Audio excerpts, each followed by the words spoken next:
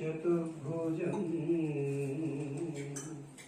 ప్రసన్నవదనం ప్రసన్నవదనం ప్రసన్నవదనం ధ్యాయే సర్వవిఘ్నోపశాంతయే ప్రసన్నవదనం ధ్యాయే సర్వవిఘ్నోపశాంతయే సర్వవిఘ్నోపశాంతయే గురు బ్రహ్మా గురుర్విష్ణు గురుదేవో మహేశ్వర గురు బ్రహ్మా గురుర్విష్ణు గురుదేవో మహేశ్వర గురు సాక్షాత్ పరబ్రహ్మ గురు సాక్షాత్ పరబ్రహ్మ తస్మై శ్రీ గురవే నమః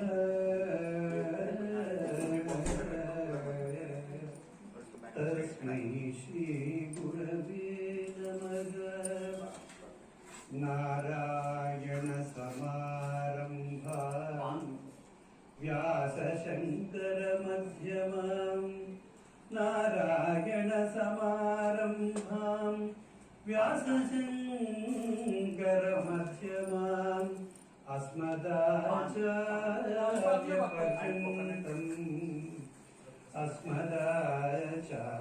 పర్యంతం వందే గురు పరంపరాం వందే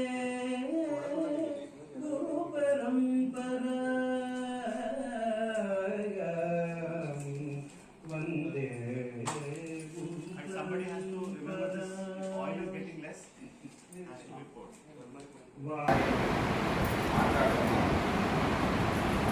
ఈజీగా రాసిందే మనకి వేదవాక్యం మధ్యన ఒక ఆయన నా ఫ్రెండ్ ఒక ఆయన భక్తరహిత తారక రాజయోగం అని చెప్పేసి మాస్టర్ గారు నాకు ఇచ్చారు కదా మీ కాంటాక్షన్ భక్తరహిత తారక రాజయోగము అనేది నాకు ఇచ్చారు. ఆయన కుంభకోణంలో పుస్తకం తీసుకొని ఇచ్చారు. నాకు పుస్తకం 5% రాజ్యాలు మర్చిపోయాను. అది నేను ఒక 20-30 పేజీలు చదివానంటే పుస్తకం కొన్నాను కానీ ఇక నాకేమో అర్థం కావట్లేదు. మీరు ఏమైనా చదివితే చదవడం నాకు ఇచ్చాడు. ఆ పుస్తకంలో ఏంటంటే సివివి గారు వాళ్ళ శిష్యుని తయారు చేసేటప్పుడు వాళ్ళందరికీ కూడా ఈ యొక్క కొంతమంది వాళ్ళు అడిగారు శిష్యులు మాట్లాడారు మాకు అవి కావాలి ఇది కావాలంటే శిష్యుడు ఏదో అడిగాడో గురువు దానికి తగ్గట్టే చెప్తుంటాడు. అది చెప్పి వాళ్ళందరూ నాకు అవి కావాలి ఇది కావాలంటే కొన్ని సాధన యోగ సాధనలు అవి గ్రహాల మీద వాటి మీద వాళ్ళ చేయించారు. వాళ్ళు ఏం చేశారంటే అందులో అంత టైమింగ్స్ ఏ రోజు ఏ టైంలో మాస్టర్ గారు ఏమి ఇచ్చారు ఏం చేశారు అవన్నీ రాసుకుంటూ వచ్చారు. అంతే మొత్తం పుష్పం అంతా కూడా ఏ టైంలో మాస్టర్ గారు ఏమి ఇచ్చారు ఏ మంత్రం ఇచ్చారు ఏ దానం ఇచ్చారు ఎంతసేపు చేయాలి అంతే తప్పించి అందులో ఏమి లేదు. అవన్నీ కూడా మన మాస్టర్ గారు మన గురువు గారు ఏం చేశారు ఏమని చెప్పారంటే మీరు అవన్నీ అక్కర్లేదు అబ్బాయిలు. ఆఖరిలో మాస్టర్ గారు ఏం చెప్పారంటే ఇవన్నీ వాళ్ళు అడిగారు కాబట్టి నేను ఇచ్చాను ఇవన్నీ అక్కర్లేదు. ఒకసారి మీరు నన్ను పడి మోసుకుని మాస్టర్ గారు ఏం చెప్పారంటే వీరు స్థాపించిన యోగ సాధన సాంప్రదాయం పేరు పుస్తకహిత తారక రాజయోగం. సామాన్యముగా మానవుడు పూర్వ ధర్మ ఫలము అనుసరించి జీవితం గడుపుతుంది. అంటే మన యొక్క పూర్వజన్మలో చేసుకున్న దాన్ని బట్టి మనం జీవితం గడుపుతాం. ఆ కర్మ వాసన రూపమై ఉండి వారి మనస్సును వాక్కును పనులను అంటే అంటే మనం చేసే పనులు కానీ మనం మాట్లాడే మాట కానీ ఏదైనా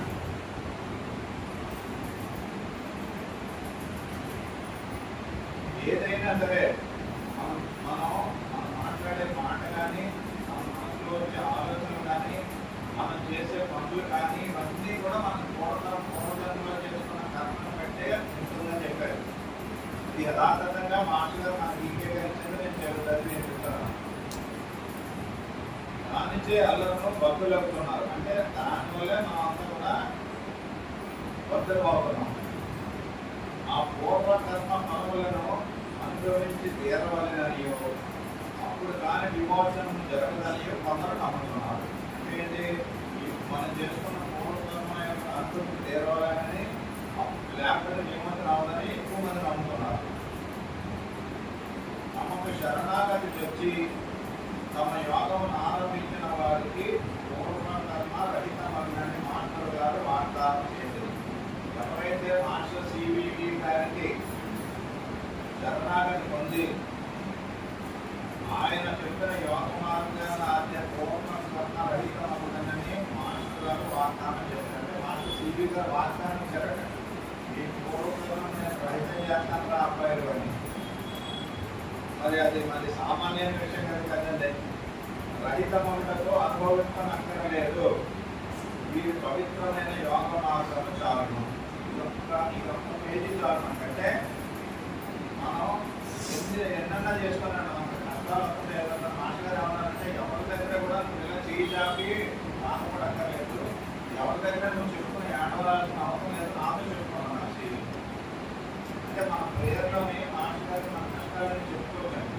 ఇలా ఉన్నది ఏంటి, నా జీవితం ఇలా ఉన్నది ఏంటి, నా పిల్లలు ఇలా ఉన్నారు అంటే పూర్ణంగా చెప్తుంటారు. అంటే ఒక విధంగా చెప్పాలంటే మనం వాళ్ళు ఇలా నిలబడి ఇలా మాట్లాడుకుని ఇలా నిలబడి మన అవయవాలన్నీ పనిచేస్తున్నాయంటేనే మనం చాలా అదృష్టం. ఇలా ప్రేయర్ రావడం, ఇలా కూర్చోవడం, మాస్టర్ గారు ప్రేయర్ చేసుకోవడం అదృష్టం. ఆయన విషయాలు వినడం కూడా అదృష్టం. అంటే మనకున్న అదృష్టమైన మనకు తెలియదు. కొంతమంది వస్తుంటారు, నాకు అసలు వాసన తెలియట్లేదండి, అలుపులు కూడా వాసన తెలియట్లేదండి. అంటే ఈ ముక్కుకు సంబంధించిన ఆ శ్వాసకు సంబంధించిన దేవత పనిచేయట్లేదు. అంటే మనం ఒకే శ్వాస బయటకు వదులుతున్నామంటే అర్జున దేవతల యొక్క రూపం ఏంటంటే మనకి శ్వాస తెలియదు. అంటే అర్జున దేవతల యొక్క రూపం మన మీద ఉండాలంటే రోజు ఒకసారి అర్జున దేవతల నమస్కారం అనుకోవాలి. అంటే మనకి ఎవరైనా మనం ఎవరైనా ఒక ట్రైన్లో మనం ప్రయాణం చేస్తున్నప్పుడు బాబు ఇలా నార్మల్ కూడా దిగాలే కొంచెం చెప్పు వేగానే చెప్పకపోతే అని చెప్తే మనం లేపి అంటే సామాన్ కూడా రెడీగా ఉన్నాడంటే మనం అతనికి థ్యాంక్స్ చెప్తాం. థ్యాంక్స్ అంటే కొంచెం చెప్పకపోతే చెప్పాడని చెప్తాం.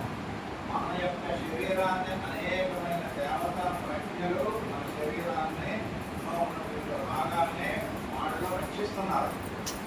ఈ శరీరం మందే అనుకుంటే మాస్టర్ ఏం చెప్పారంటే ఈ శరీరం నీదే అనుకుంటే ఒక వేలు కట్ చేస్తే మళ్ళీ నువ్వు మరిపించగలిగే కెపాసిటీ నీకు ఉండాలి. ఈ శరీరం నీకు కాదు, నీకు ఇచ్చింది కాబట్టి దాన్ని నువ్వు జాగ్రత్తగా చూసుకోవాల్సిన బాధ్యత నీకు. అంటే ఎందుకు వచ్చిన శరీరం ఇలా ఉన్నది ఏంటి ఇంటి పరిస్థితుల్లోనే అనుకోతాను. భగవంతుడు నీకు శరీరాన్ని ఇచ్చాడు. ఆ యొక్క దేవతా ప్రేమ అంటే మీరు భాగవతంగానే చదివారంటే అతను సృష్టి ఎలా ప్రారంభమైంది, విష్ణుమూర్తి మొట్టమొదటి ఏం సంకల్పించాడు, అతని తర్వాత బ్రహ్మకి ఏం చెప్పాడు, బ్రహ్మ ఏమేం చేశాడు, ఏమేమి ఆలోచనలు వచ్చింది బ్రహ్మకి వస్తే ఎవరెవరు ఎలా పుట్టారు, రుద్రులు ఎలా పుట్టారు, సనత్కుమారుడు సనత్కాంతుడు వేడముడు ఎలా పుట్టారు, నారదుడు ఎలా పుట్టాడు, అంతా కూడా మీకు ఒక పెద్ద పిక్చర్ ఆనందంగా కనపడుతుంది. భాగవతం చదువుకుంటే మాస్టర్ గారు చెప్పిన భాగవతం చదువుకున్నా లేకపోతే క్యాసెట్లు ఉన్నాయి. మాస్టర్ గారు చెప్పిన సనత్కుమార్ గారు చెప్పిన ఎందుకంటే మీకు మనకంతా కూడా ఒక సీన్ ఉంటుంది. మొత్తం భాగవతంలో చెప్పినంతా ఏంటంటే ఒక భార్య భర్తకి బిడ్డ పుట్టిన తర్వాత మొట్టమొదటి నెలలో గర్భంలో ఉన్నప్పుడు ఏంటి, రెండో నెలలో ఉన్నప్పుడు ఏంటి, ఇలా 9 నెలలకి 10వ నెలలో బిడ్డను పుట్టిన తర్వాత ఉన్నదా అంటే మొత్తం అంతా మనం అనుకుంటాం సెపరేట్, భగవంతుడు సెపరేట్ అనుకుంటాం. మనలో ఉన్న ప్రతి అంగానికి కూడా ఒక్కొక్క దేవతా ప్రజ్ఞ మనం రక్షిస్తూ ఉంటాయి. అంటే మనకి కుడి చెవులోనేమో దేవతా ప్రజ్ఞలు ఉంటాయి. దేవతలు అందరూ వినపడాలంటే దేవతలే కనుక ఉంటేనే కుడి వినపడతారు. చెవులోనేమో పితృదేవతలు ఉంటారు. ఆ పితృదేవతలు అనుకుంటేనే వినపడతారు. అర్థమవుతుందండి. మనకేమో శ్వాసలో లక్ష్మీ దేవతలు, నోట్లోనేమో వరుణ దేవుడు ఉంటాడు. లేకపోతే నోరు మనకు గడారి పడుతుంది. వరుణ దేవుడు లేకపోతే నోరు గడారి పడుతుంది. నోట్లోనేమో అగ్నిదేవుడు ఉంటాడు.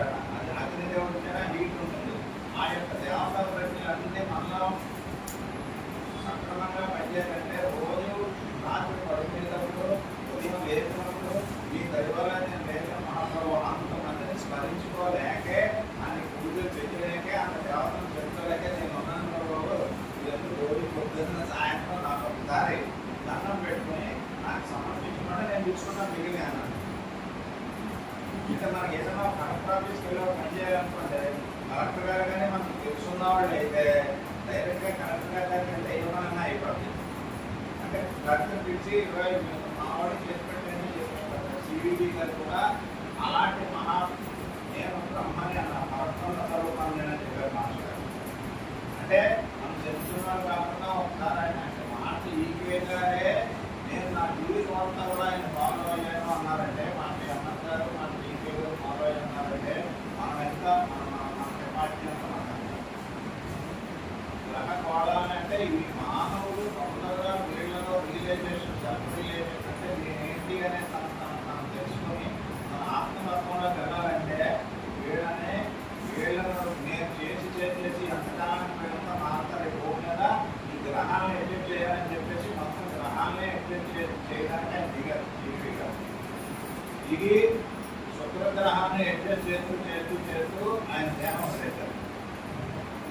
ఆయన 1800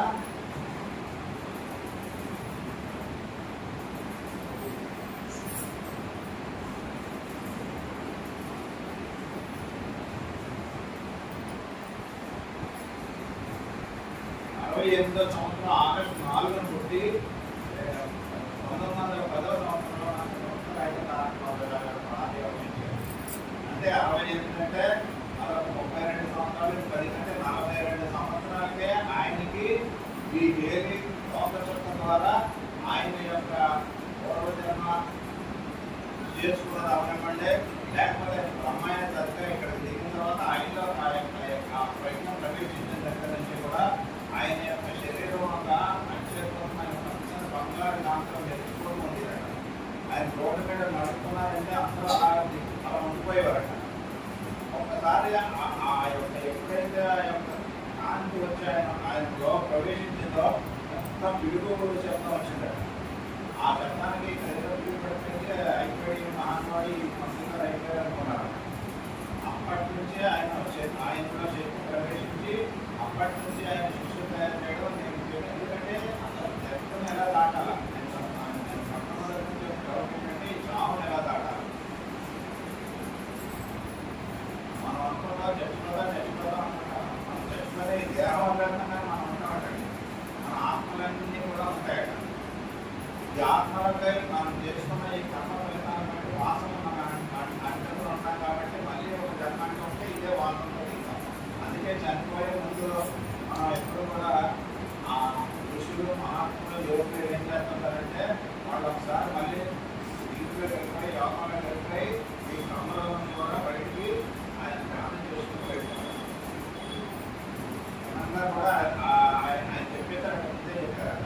ఏమైనా నేను అంతేందుకు మన శంకర్ శాస్త్రి గారు మన అమ్మాయి వాళ్ళ నాన్నగారు మా గురువు గారు శంకర్ శాస్త్రి గారు మాకు అప్పుడు జ్యోతిషం అది నేర్పారు. ఆయన కూడా ముందే మాకు చెప్పారు. వాళ్ళ ఇంట్లో వాళ్ళ పిల్లలకి ఆయన వాళ్ళకి తెలుసు తెలియదు కానీ కొన్ని ఫోటోలు కట్టి చేసి అట్టు పెట్టుకున్నా ఆ అవసరం అంటాను. ఆయన ముందు తెలిసి కొన్ని ఫోటోలు తీసుకున్నా పాస్పోర్ట్ చేసి ఫోటోలు కట్టి చేసుకుని అట్టు పెట్టుకుని తీసి ఎవరైనా అడుగుతారో అది ముందే ఆయన చెప్పారు. ఎలా తెలిసింది? ఆ యొక్క యోగ సాధనలో అలా గురువులు అనుకుంటారు. ఆయన గురువు గారు ఇంకే గారు శంకర్ శాస్త్రి గారు నాన్నగారు కూడా పెద్ద జ్యోతిష్ శాస్త్ర పండితుడు. ఆయన వేరేదో చెప్పారు శంకర్ శాస్త్రి గారు. ఆయన మాత్రం చెప్పారు నువ్వు కారు కొనుక్కుంటావు అది కొనుక్కుంటావు అంటే అదేమీ లేదు. మా ఇల్లు ఎక్కడో ఎక్కడ చేపల బజార్లో చుట్టూ చేపలు కాబట్టి ఎదుర్కొంటా మున్సిపాలిటీ చెప్తాను ఇంట్లో ఉన్నాను. నేను హెడ్ మాస్టర్నే నాకు ఇంత ఇలా చెప్పారు. జ్యోతిషం అంతా వేస్ట్ అంతానే ఇదంతా అమ్మక ఇందులో నమ్మకం లేదు. ఆయన మనసులో చెప్పారు నేను జ్యోతిషం చూస్తారంటే పక్కన పెట్టేస్తాను నేను వేస్ట్ అంతానే నేను నమ్మని చెప్పారు శంకర్ శాస్త్రి గారు. ఇంత అలా కాదుగా చేసే సరే అలా అక్కడ పెడితే తగ్గ పెట్టేసి కానీ ఈకే గారు ఒక ఆయన వచ్చారు ఎక్కడ దగ్గర ఆమోదించుకుంటారు. ఆయనతో ఒకసారి మాట్లాడి అప్పుడు పక్కన పెట్టాను. అయితే సరే అని చెప్పేసి మాస్టర్ ఈకే గారి దగ్గర వెళ్ళాడు. మాస్టర్ ఈకే గారి దగ్గర వెళ్ళి సార్ నేను మీ గురించి విన్నానంటే మీ దగ్గర జ్యోతిషం నేర్చుకోవాలనుకున్నాను సార్. మా నాన్నగారు పలానా అంటే నేను జ్యోతిషం అంటే అది అంటే ఆయన సార్ ఎలా చూసి ఆ ఖాళీ ఉండదు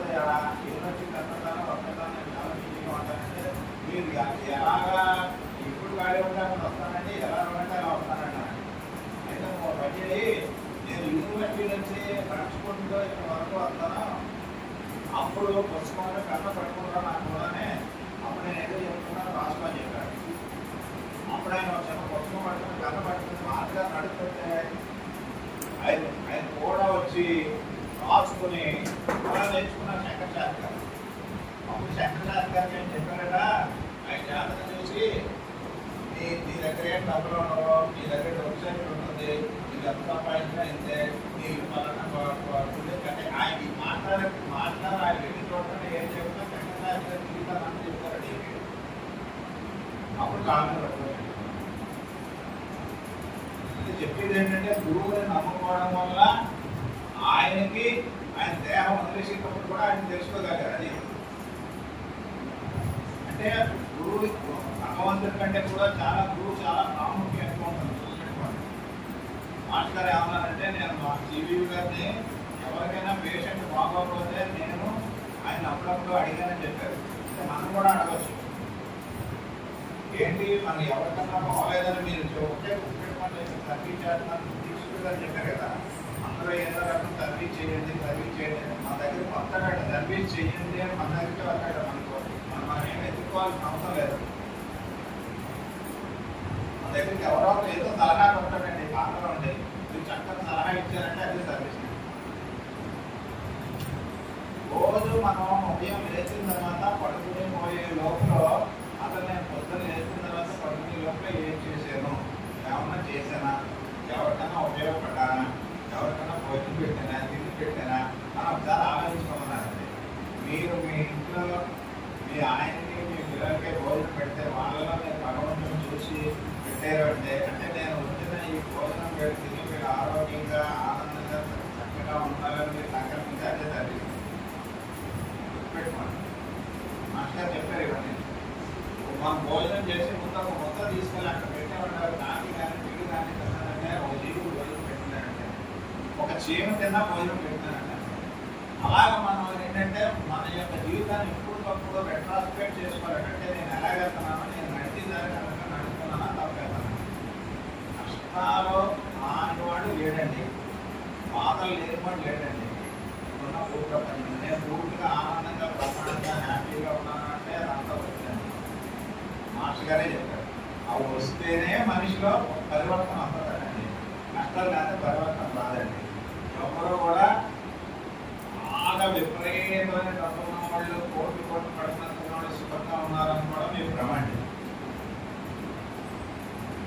అంటే మీరు జాగ్రత్తగా కానీ మీకు కొన్ని జీవితాలు కానీ అందరూ చేశారంటే ఆ రిలయన్స్ హెడ్ ఉన్నారు, అంబానీ యొక్క కొడుకు, అతను ఒక్కడే ఒక కొడుకు, అతను క్యాన్సర్, కొన్ని వేల కోట్ల రూపాయలు ఉన్నాయి. మాస్టర్ గారి దగ్గరకు వచ్చి ఈకే దగ్గరకు వచ్చి మాస్టర్ గారు క్యాన్సర్ ఉన్నారంటే నాకు అక్కడ ఉన్నారంటే నన్ను ఏం చేయమంటారంటే అని అడిగారు. మాస్టర్ గారు చెప్పారట, నేను ఒక పని చెప్తాను చెయ్యి, అది ఏంటంటే అరవింద్ ఆశ్రమం ఉన్నది పాండిచేరిలోని. అరవింద్ ఆశ్రమానికి వెళ్ళి అక్కడ సమాధి ఉంటుంది, అరవిందుడి యొక్క సమాధి. 40 రోజులు అక్కడ రూమ్ ఒకటి అద్దెకు తీసుకుని ఒక 40 రోజులు ఒక రోజు పొద్దున్న సాయంత్రం కళ్ళు మూసుకుని వచ్చేయండి. ఆ తర్వాత వచ్చి చెప్పాను మాస్టర్ గారు చెప్పాను ఏమీ కనుక ముందు ఆలోచించుకున్నా అతను వెళ్ళి 40 రోజులు సమాధానం ఉన్నట్టు వచ్చి తనకు క్యాన్సర్ పైన ఎందుకు పై ఒకటి గురువు మాట మీద విశ్వాసం ఉంచాడు. 2 ఒక పవిత్రమైన ప్లేస్లోకి వెళ్ళామంటే ఆ ప్లేస్ లో ఉన్న వైబ్రేషన్స్ మనకు వస్తాయి. ఇది పవిత్రమైన ప్లేస్. మన రోజు ప్రేయర్ జరుగుతుంది, హోమం జరుగుతుంది, పూజ జరుగుతుంది, మంత్రాలు జరుగుతున్నాయి, ఇక్కడ అంతా ఫుల్ వైబ్రేషన్స్ ఉంటాయి. అందుకే పేషెంట్ కావాలని మనసేపు కూర్చోబెడతారు మాస్టర్. కంగారు వెళ్ళిపోకుండా ఆ చీఫ్ ఇంజనీర్ కూడా వచ్చి ఇక్కడ మందు తీసుకుని, అలాగే డిస్ట్రిక్ట్ జడ్జి వచ్చి మందు తీసుకుని వెంటనే కంగారు పడలేదు, బాగుంటే ఇక్కడ కూర్చోలేదు. ఎందుకంటే కూర్చుని ప్రశాంతంగా అయిపోతారు. ఎక్కడెక్కడి నుంచి వస్తున్నారంటే హైదరాబాద్ నుంచి, బెంగళూరు నుంచి, భారత్ నుంచి వచ్చి కూర్చొని మందులు తీసుకున్నారంటే ఒక్కొక్కసారి ఆశ్చర్యం అనిపిస్తుంది వాళ్ళకి, ఈ మందులతో వీళ్ళకి ఎలా తగ్గిపోయింది. ఒక్కొక్కరు తగ్గదు, ఒక్కొక్కరు తగ్గిపోతున్నది, ఒక్కొక్కరు తగ్గదు. కారణం వాళ్ళ పూర్వజన్మ చేసుకున్న కర్మ కలిపి. దాన్ని రహితం చేసేస్తానంటారు. ఎంతమంది మరి ఆయన్ని నమ్ముకుని ఆయన సంపూర్ణ శరణాగతి మన జరుగుతుంది. మన పూర్తి సంపూర్ణ శరణాగతి. ఆ ప్రభు నా శరీరం మనస్సు అన్నీ కూడా నీ పాదాలకు నేను సమర్పిస్తున్నా, నువ్వు తప్ప నాకు దిక్కు లేదు, నువ్వే అని గురువు అవనంటే భగవంతుడు అవనండి. ఎవరైనా వాడు గుర్తుపెట్టుకోండి. అందరూ తెలియగానే అని మా మీరేమి ఇలా టంకా పెట్టి చెప్పలేదు. పార్టీకి మాట్లాడు కూడా మనం చెప్తామంటే దారిది మీరు ఇలా వెళ్తే బాగుంటుందని చెప్తాం. వాడికి ఇష్టమైతే చేసుకుంటారు లేదు. అలాగే ఎంతో మందినండి ఎన్నో రోగాలు. ఆయన మాస్టర్ టీవీ గారు కూడా వాళ్ళందరినీ కూర్చోబెట్టి శిష్యులందరినీ కూర్చోబెట్టి ఆయన చెప్పారు కదా ఎంత 750 మంది తయారు చేశారు. వాళ్ళందరినీ కూర్చోబెట్టి పేషెంట్లు వచ్చి వారికి అప్పుడు కూడా టీవీ గారు హోమియోపతి మందులు వేసుకున్నాం అనమాట. ఆ పేషెంట్ని కూర్చోబెట్టి ఒక 4-5 చుట్టూ కూర్చొని వాళ్ళు ఒక్కొక్క బ్యాచ్ల కింద తయారు చేసి వాళ్ళందరినీ హీల్ చేసేవారట. వాళ్ళకు ఉన్న రోగాలు అంటే వాళ్ళకి ఏం లేదండి, ఆ యొక్క శరీరంలో ఏ భాగంలో అయితే ఆ రోగం ఉన్నదో ఆ భాగంలో ఉన్న ఆ గ్రహాన్ని వాళ్ళు పూర్తి చేసి వాళ్ళ యొక్క మనసులో ఉన్న వైబ్రేషన్స్ వాళ్ళలో పంపిస్తే మనకు తెలుసు కదా. ఇక్కడేమో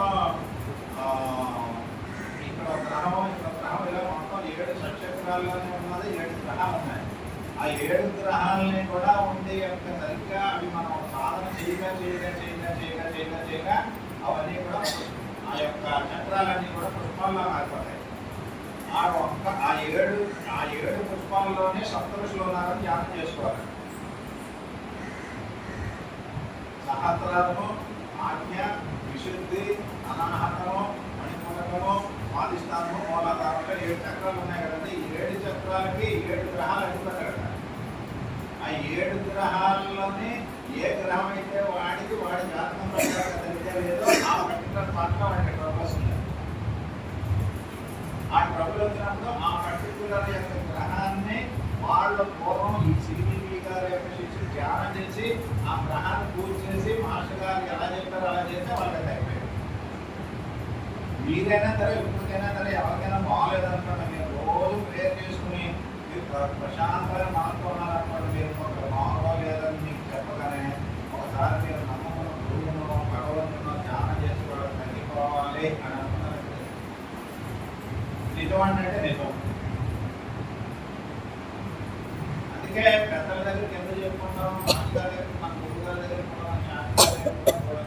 అంటే నాకు మాస్టర్ గారి దగ్గర 35 సంవత్సరాలు ఉన్నాను కాబట్టి నేను అర్థం చేసిందంటే ఒక రోజు చాలా మా ఆయన ఇలా అయిపోయాడు, నా పరిస్థితి ఇలా ఉన్నాను, నా జీవితం ఇలా నేర్చుకో రాడు వచ్చాను వ్యాటికి రావడం పైన ఏడిస్తే అప్పుడు మాస్టర్ గారు ఏం పర్వాలేదు కదా అని చెప్పేసి పెట్టుకుని మంది అని చెప్పేసి ఆయన మనసులో ధ్యానించి అందించారు. మన్నాడు నుంచి ఒక వారం రోజులు ఈయన సిక్ అయ్యారు. ఎందుకు అయ్యారంటే వీళ్ళు పూజ చేసినప్పుడు ఆ యొక్క ధ్యానం చేసినప్పుడు వాళ్ళకి తగ్గాలి అని వేడుకోవడం ప్రేమ చేసుకున్నప్పుడు కొంత వాళ్ళకి వస్తుంది. ఇందులో వేటూరు ప్రభాకర్ శాస్త్రి గారు కూడా అదే చెప్పారు ఈ పుస్తకంలో. వేటూరు ప్రభాకర్ శాస్త్రి గారు సివివి గారి శిష్యుడు. ఆయనకి కడుపులో అల్సర్స్ అవి ఉంది, ఏదైనా ప్రాబ్లం ఉంటే సివివి గారి దగ్గరికి వెళ్ళిన తర్వాత సివివి గారు చెప్తే సివివి గారి దగ్గరికి వెళ్ళి దండం పెట్టుకొని ఆయన చెప్తే ఆయన నేను చూసుకున్నాను నీ వాటితో నేను ఆరోగ్యం సంగతే నువ్వు శుభ్రంగా తినన్నారట. ఆయన శుభ్రంగా ఆవకాయ పచ్చడి అన్నీ వేసుకుని తినేసిన తర్వాత ఆవిడ నుంచి ఆయన ప్రాబ్లం తగ్గిపోయింది. ఆ తర్వాత సివివి గారు దేహం చాలించిన తర్వాత ప్రభాకర్ శాస్త్రి గారు ఆయన శిష్యులు తయారు చేసి ఆయన హీలింగ్ స్టార్ట్ చేసినప్పుడు ప్రభాకర్ శాస్త్రి గారు కాలేజీలో ఉన్నప్పుడు ఆయన శిష్యులు ఆక్రమించేవాడు. పొరవాడు కాలేజీలో చదువుకున్నట్టు ఆయన దగ్గర అనమాట పొరవాడు. ఆయన అన్నారట small element is coming inside our college today అని చెప్పారు. అంటే ఒక చిన్న ఎదురు పడుతుంది ఈ నేరుగా చెప్పేసి కామెంట్ చేశారు. అది మొత్తం మీద ఎలా కదా మిగిలిన వాళ్ళ ద్వారా ఆయన దగ్గరికి వెళ్ళిపోయారు. ఎవరికే వేటు ప్రభాకర్ శాస్త్రి గారు ఆయన పిలిచారు. రారా నువ్వు ఇలా అన్నాడు నిజంగా అన్నాడు.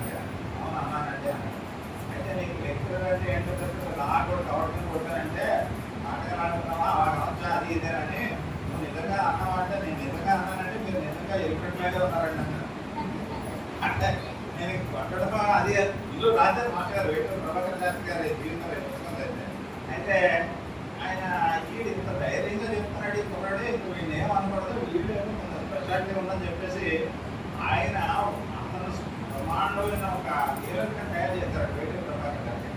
చేసి ఒకరోజు వాళ్ళ ఇంటికి వెళ్ళి వాళ్ళ ఆవిడతో చెప్పొచ్చారు, కుర్రాడికి పెళ్ళి అయిపోయిన తర్వాత పెళ్ళి అయిపోయింది, అదే నేను వచ్చానని చెప్పమ్మా మీ అబ్బాయి కూడా అన్నారు. అప్పుడు ఆ వెళ్ళేసరికి వేటూరు ప్రభాకర్ గారు కళ్ళు మూసుకుని ఒకే ఎవరికో బాగాలేదు నేను ధ్యానం చేస్తాను అలసిపోయాను, నువ్వు కూడా కళ్ళు మూసుకుని ధ్యానం చేయరా అన్నారు. ఆ కుర్రాడు కూర్చొని ధ్యానం చేసిన తర్వాత మామూలుగా లే అన్నారు. ఆ తర్వాత ఈ కుర్రాడు అడిగాడు, మీరు ధ్యానం చేస్తున్నారా, నన్ను ధ్యానం చేయమన్నారు, చేయడం వల్ల ఏమైపోతుందంటే ఒరే నువ్వు చేసినా నేను చేసినా ఇది తగ్గించేవాళ్ళు ఇంకొకరు ఉన్నారా, ఆ శక్తి వేరు. అప్పటికే సివి గారి పేరు కూడా చెప్పలేదట. ఆ శక్తి వేరు, ఆ పవర్ వేరు, అని చేత తగ్గించేది సెపరేట్, నేను ఓన్లీ ఇన్స్ట్రుమెంట్ రా బాబు అని చెప్పారు. సో ఇందులో మనం నేర్చుకోవాల్సింది ఏంటంటే, మనం గ్రహించాల్సింది ఏంటంటే, మనం ఎంతవరకు పర్ఫెక్ట్గా ఉన్నాం, మనం ఎంతవరకు పర్ఫెక్ట్గా ఉన్నాం. మనం పొద్దున్న లేచిన తర్వాత భోజనం చేసేటప్పుడు ఆయన ప్రార్థన చేయండి. ఊపిరి పీడుతున్నా ఆయన ఇచ్చిన దైవంగా గుర్తుపెట్టుకుంటున్నాం. పడుతున్నాం అంటే ఆయన దయ, పరిగెడుతున్నాం అంటే ఆయన దయ.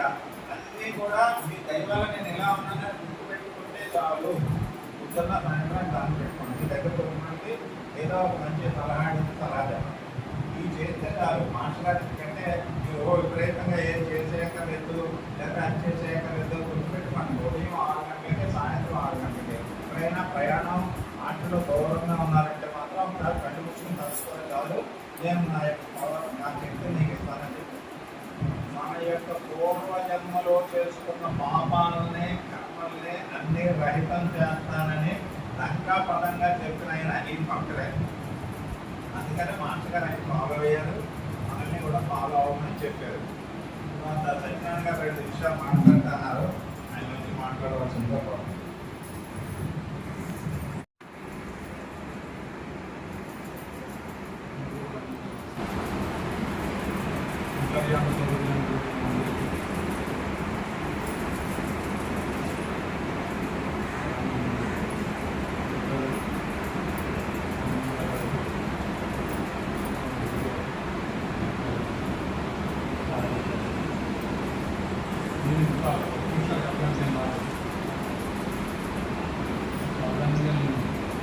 ఎక్కువగా మాట్లాడలేదు, నాకు మాట్లాడడం కానీ అందరూ మన వాళ్ళే కాబట్టి చిన్న ధైర్యం చేసి తప్పు మాట్లాడినా క్షమిస్తారు అని చెప్పి ఆశిస్తూ మీరు మా గురువు ఇద్దరు కూడా సంతోషిస్తారు. మా శిష్యుడు ఏదో మాట్లాడాడు అని చెప్పి నేను వాళ్ళ పద్ధతుల్ని ఎదుర్కొని మాట్లాడుతున్నాను. ఇప్పుడు నాకు ఉపయోగం లేదు, నాకు తెలిసి అంతగానే అనేది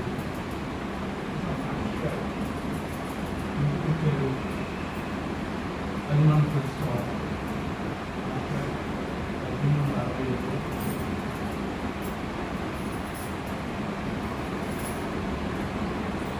1860 మాస్టర్ అస్ట్రాలజికల్గా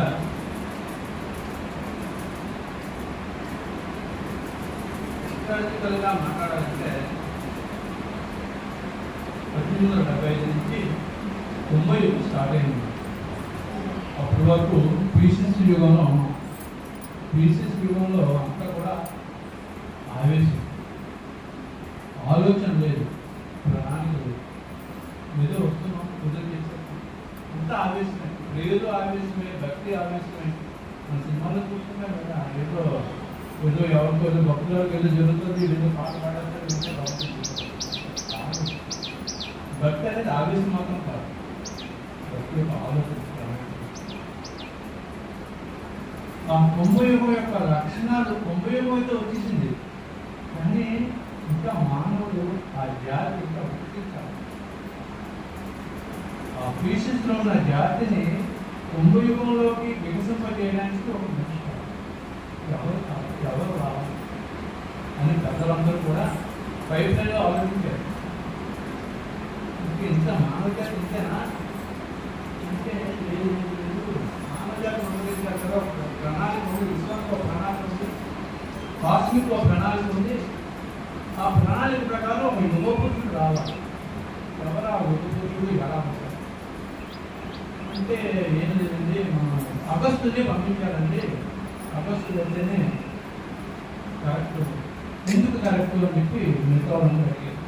ఇప్పుడు విశ్వానికి సంక్షోభం జరిగిన, భూమికి క్రిటికల్ పొజిషన్ ఎప్పుడైతే వచ్చినా అప్పుడు ఆగస్టు రావాలి. ఆయన్ని ఈ సందర్భంగా స్మరించుకోవడం మంచిగా సాధ్యం. ఆగస్టు గురించి చెప్పాలంటే 2 ఇన్సిడెంట్స్ చెప్పాలి. ఒకటి ఇన్సిడెంట్ ఏంటంటే, శివుడికి కళ్యాణం అవుతుంది, కైలాసంలో కళ్యాణం అవుతుంది. అందరూ వచ్చారు. ఆగస్టు మాత్రం రాలేదు. ఆ విషయం శివుడి తెలియదు. అందరూ వచ్చారంటే ఉంటుంది కదా, మనకి ఎలాగ ఏ విషయాలు పెట్టారు అంటే అందరూ ఉంటాయి. వాళ్ళ బుద్ధులు అభివృద్ధి తర్వాత శివుడు చెప్పాడు, ఆయన అక్కడ ఉన్నాడు, ఆయన కానీ ఇక్కడ వస్తే కృష్ణ ఉండదు. ఎందుకంటే అందరూ ఒక ఎత్తు, సప్తసులు అందరూ ఒక ఎత్తు. అగస్టుడు ఇప్పుడు ఒక క్లాస్లో కానీ వేసినట్లయితే సప్తసులు అందరూ కూడా ఉపయోగించుకుంటారు, అగస్టుడు కూడా ఉపయోగించుకుంటారు. అటువంటి ఆయన రామాయణం యుద్ధం జరుగుతుంది. రాముడు దేవుడు కదా, కానీ ఆయన యుద్ధం చేస్తుంటే కొన్ని అర్థాలు ఒక ఆయనతో క్రిటికల్ స్టేజ్లో చెప్పాడు. ఆయన కూడా యుద్ధం చేయాలి మానేలా అని చెప్పాడు. ఒక అగస్టు ఇచ్చి ఆయనకి ఒక ఆదిత్య హృదయం అనేది ఇచ్చాడు. చేసుకుని చెప్పించి ఒక రావణాసుని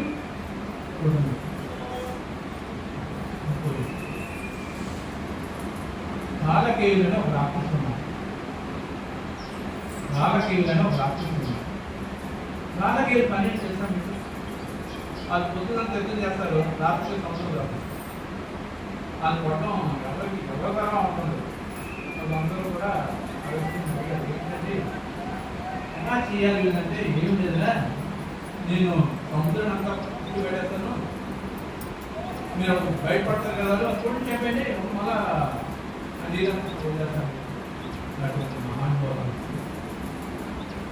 అటువంటి మహానుభావులు అగస్త్య యొక్క అంశలో మాట్లాడారు.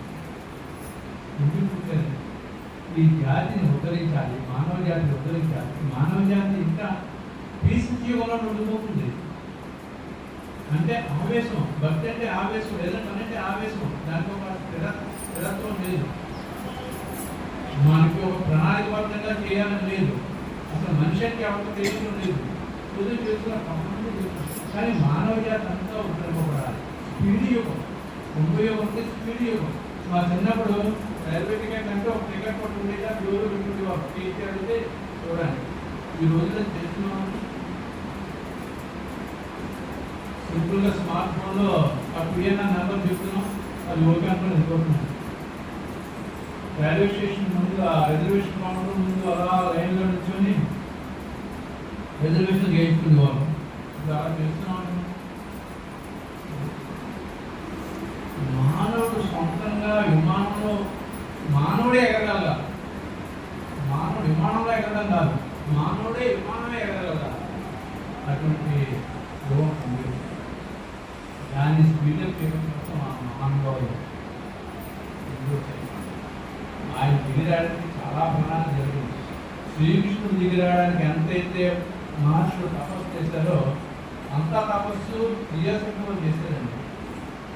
కానీ శ్రీకృష్ణుడు జ్ఞానం చేస్తారా, అలాగే ఆయన కూడా జ్ఞానం తీసుకొని మానవజాతి. తర్వాత ఇంకో విషయం ఏంటంటే, ఆయన కుంభయోగంలో కుంభరాశిలో పుట్టారు. కానీ ఇచ్చింది మాస్టర్ మిగతారు మేలు ఇచ్చారు, అంటే జమినీలు ఇచ్చారు, మిథునులు ఇచ్చారు.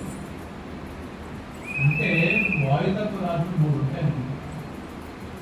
ఒకటి మోస్ట్, 2 జమిని, 3వది కుల. ఆ కులలో మనమంతా కులలో ఉంటామండి. అంటే మన యొక్క ఎమోషన్స్ ఉంటాయి, ఆవేశాలు ఉంటాయి, కోరికలు ఉంటాయి. ఆ కోరికల నుంచి ఉద్ధరింపబడాలి. ఉద్ధరింపబడాలంటే విశుద్ధి చక్రంలో రావాలి. ఆ విశుద్ధి ఎముడు జమినిలో మహర్షి పెద్ద వాళ్ళందరూ కూడా జమిని మాసంలోనే మిథున మాసంలోనే ఉపదేశాలు. అందుకని ఆయన ఉపదేశం తీసుకున్నారు, ఉపదేశం ఇచ్చారు. ఆయన ఒక ప్రయోగాలు చేశారు. డైలీ తోకటి పోతుంది డైలీ తోక నుంచి తీసుకున్న విజ్ఞానాన్ని ప్రయోగాలు చేశారు. 60 రోజులు ప్రయోగాలు చేశారు. ఆయన మార్చిలో వచ్చింది. నేను నేరు ఇచ్చారు. మార్చి ఎండింగ్లో వచ్చింది. ఏప్రిల్ 60 రోజులు ప్రయోగాలు చేశారు. సూక్ష్మ శరీరాన్ని తీసుకొని సూక్ష్మ శరీరాన్ని ఇంకో దేహంలో ప్రవేశపెట్టి ఏం జరుగుతుంది, ఏం జరుగుతుంది ఒక నోట్స్ రాసుకొని 29 రోజులు మన అందరికీ మానవ జాతి మీద అపారమైనటువంటి ప్రేమతో ఇచ్చిన తర్వాత ఆయన ఏం చెప్పారంటే మనిషి దీక్ష తీసుకోవాలి. దీక్ష తీసుకోవడం అంటే ఏంటంటే దీక్ష తీసుకున్న మనిషికి తేడా ఏంటంటే దీక్ష తీసుకోలేదనుకోండి మనం ఇష్టంగా ప్రవర్తిస్తాం, మన కంట్రోల్ ఉండదు. దీక్ష తీసుకున్న మనిషికి ఆడి మీద కంట్రోల్ ఉంటుంది. అందుకని 2 ఇచ్చారండి. 2 దీక్షలు ఇచ్చారండి మహానుభావులు. ఒకటి, ఎవరిని ఏది ఆశించదు. నీకు ఏదైనా కావాల్సితే నా దగ్గర నీ చెయ్యకు పైన ఉండాలి. కింద నీకు ఎన్ని కష్టాలు వచ్చినా సరే నన్ను అడుగు, నేను ఇస్తాను. ఆ ధైర్యం ఎంత ఉంటుంది ఉండదు. దాన్ని పెట్టుకోండి. మనం ఉద్ధరించుకోవాలి. ఎప్పుడైనా సరే ఎవరైనా ఏదో అడిగితే లేదంటాను ఇవ్వండి. 2, పెద్దవాళ్ళందరూ ఆచరిస్తుంది. మాస్టర్ గారు దేవి గారికి మన కేఎస్ఆర్సీ గారు హనుమంతరావు గారు అందరిలో కూడా అంతర్యాన్ని చూసుకోవాలి. వాళ్ళని సత్యనారాయణ ఎప్పుడు చూడలేదు. సత్యనారాయణ దోషం కానీ సత్యనారాయణ ఒక అంతర్యం ఉంటుంది కానీ అంతర్యాన్ని చూసుకోవాలి. మీరు ఏం మాట్లాడతారని కాదు, ఎందుకు మాట్లాడతారని చూసుకోవాలి. థ్యాంక్స్. మీ యొక్క నాలిక ఏదైతే ఉందో మీ నాలిక మిమ్మల్ని కన్ఫ్యూజ్ చేస్తుంది. ఒకటికి వస్తాడు, ఇంకోటి అడుగుతాడు. దాన్ని నమ్మకాన్ని హృదయం ఏదైతే ఉందో హృదయాన్ని చూడమన్నారు. ఎందుకంటే హృదయపూర్వంలో ఎలా ఉన్నా నేను ఆవిష్కరిస్తే హృదయపూర్వంలో చూడమన్నారు. అప్పుడు మనిషి తెలుస్తాడు. మనిషి చెప్పేది కాదు, మనిషికి ఏం కావాలో కూడా ఇలా చూసినట్లయితే అంతర్యామి చూసినట్టు అంతర్యాంశాలను అప్పుడు వచ్చినట్టు ఏం చేసినట్టు మరి అంతర్యాంశాలను ఎలా చేయాలి? వాటిని బేస్ దానికి ఏం కావాలి? మీ దగ్గరికి ఎవరు వచ్చినా సరే వీళ్ళు వచ్చేనే అనుకో సరే. అందుకే మాస్టర్ గారు అప్పుడు చెప్తారు కదా, నేను 10 నిమిషాలు కూడా కథ చెప్తారు. నాకు ఏదో చిన్న టూకీగా ముగింపు కోసం చెప్తారు. ఏం చెప్తారంటే రోజులో 24 నిమిషాలు చెప్పారు. రోజులో 24 గంటలు కదా, 24 నిమిషాలు నీకు పనికిరాంది ఎదురోడికి పనికి వచ్చేది. ఆడికి చేయడం వల్ల నీకు ఏం లాభం లేదు. ఆడికి చేయడం వల్ల నీకు ఏమీ లాభం లేదు. అయినప్పటికీ కూడా ఆడికి ఏం కావాలి చేసినట్టు నేను నిన్ను నా ఆఖరి వాడిగా చేస్తాను. నేను నిన్ను నా ఆఖరి వాడిగా చేస్తాను అంటే కుంభయుగంలో తీసుకెళ్తాను. కుంభయుగంలో మనిషి ఎలాగైతే ఉండాలో ఆ విధంగా ఉండేటట్టుగా నేను చేస్తానని చెప్పాను. ప్రాముఖ్యం ఈ అవకాశం ఇచ్చినటువంటి పెద్దలందరికీ అంటే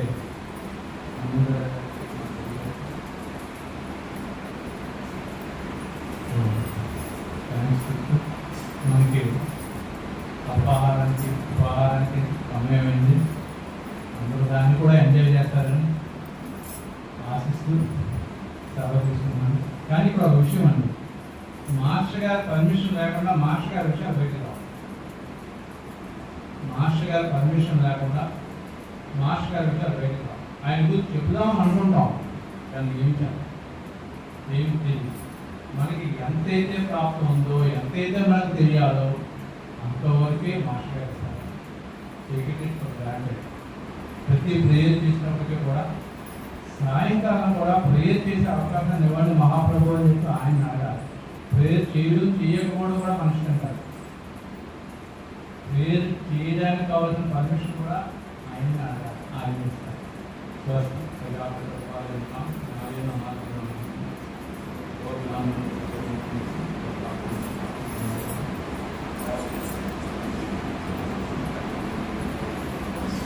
మాస్టర్ దైవాల 116వ మీట్లాడే జరుపుకుంటున్నాం. సాయంత్రం ఏమో అక్కడ ఆదామంలో కార్యక్రమం ఉన్నది. తర్వాత ప్రసాద వితరణ కూడా ఉంటుంది. బీఆర్కే రాజగారు ప్రసంగిస్తారని మనకు చెప్పారు. ఎవరైనా అవకాశం ఉన్నవాడు అక్కడ కూడా వెళ్ళచ్చు. ఒకవేళ వెళ్ళకపోయినాడు మాత్రం సాయంత్రం 6 గంటలకు ఒకసారి మాస్టర్ గారిని మాత్రం మనసులో ధ్యానించుకోండి. ఎందుకంటే మహాత్ములు ధ్యానించుకుంటే ఏమవుతుందంటే ఆయన వాగ్దానం ఇచ్చారు కదా, నేను సర్టిఫికేట్ కదా, మీ యొక్క పూర్వజన్మ కర్మాలన్నింటినీ కూడా భక్తాన్ని రహితం చేస్తానని నేను హామీ ఇస్తున్నాను, నాకు మీరు శరణాగతి పొందండి అన్నారు. అందుకని ఏదో కష్టాలు వచ్చేసి అది నేను ఏమన్నా ఎప్పుడు నవ్వుతూ ఉండండి. నా పెదల మీద తిరునవ్వు ఎప్పుడు చదవలేదన్నారు. ఏకైక మనం కూడా అలాగ ఆయన ఫాలో అవుతున్నాం కదా, మరి ఆయన నమ్ముకుని మనం ఆయన నమస్కారం పెట్టుకున్నాం అంటే మనం ఎప్పుడు నవ్వుతూ ఉంటారు. ఏవి లేవు, ఎవరు చిన్న చిన్నవి వస్తుంటాయి పోతుంటాయి, ఇవన్నీ మామూలే. వాటిని పెద్ద పట్టించుకోకుండా ఎప్పుడు నవ్వుతూ ఆనందంగా ఆరోగ్యంగా మనందరినీ చల్లగా చూడాలని చెప్పేసి మాస్టర్ శ్రీవి గారికి మనస్ఫూర్తిగా నమస్కరిస్తూ ఈరోజు కార్యక్రమం ఎంతో ముగిస్తున్నాం. తర్వాత దీక్షితులు గారికి ప్రోగ్రామ్ ఆయన పూజ అవి మామూలుగా ఉంటాయి. కింద టిఫిన్లు వచ్చినాయి కదా, అందులో ప్రసాదం తీసుకుని మాస్టర్ గారి ప్రసాదం వెళ్ళవలసిందిగా ప్రార్థన.